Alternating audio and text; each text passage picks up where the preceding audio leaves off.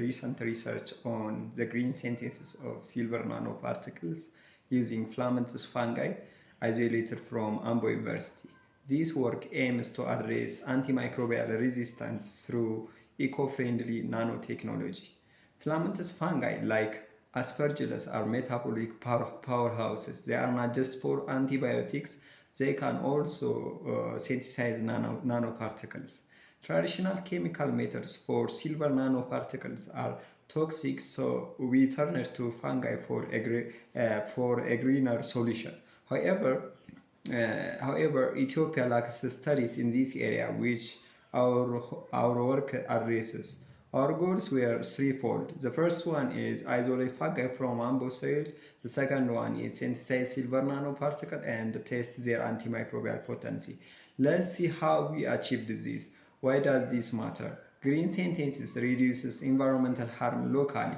This could lower reliance on expensive imported drugs. Globally, it's a step toward sustainable nanotech.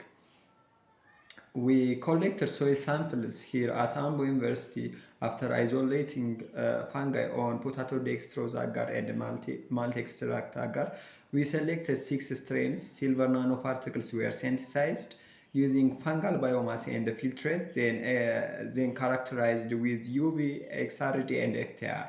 Finally, we tested their ability to fight pathogens like E. coli.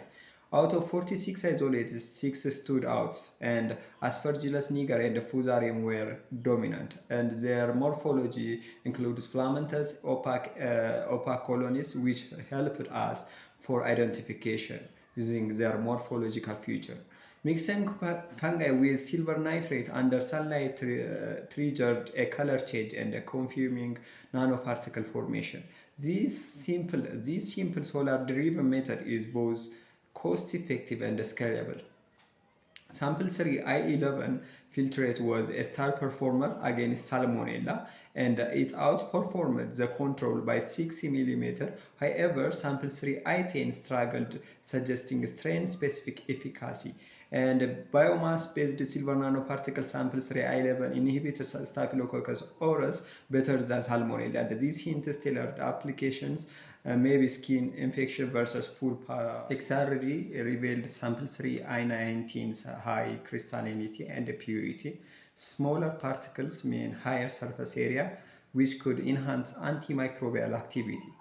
FTIR or Fourier transform infrared spectroscopy detected functional groups like hydroxyl and amine. These likely stabilized silver nanoparticles. High transmittancy in sample 3 I19 suggests fewer impurities. So the other result was UV, and UV peaks confirmed silver nanoparticles, and filtrate samples absorbed strongly at 200 up to 300 nanometer, while biomass peaks at 300 up to 400 nanometer indicates size difference. And in summary, fungi from Ambo's soil can make potent silver nanoparticles, and sample 3 I11 is a promising candidate for fighting drug-resistant microbes thanks to its high efficacy and crystallinity. Next step, test more pathogens. Use transmission electron microscope to see nanoparticle shapes and explore large-scale production. Let's harness Ethiopia's microbial diversity for global health. I thank my advisor, Dr. Kanani, and the biology department of their unwavering support, and also this work wouldn't exist without them. And also I would like to thank Shivarao and Dammaka from Addis Ababa University and Adama Science Technology University. Thank you. I welcome your question and feedback. Thank you.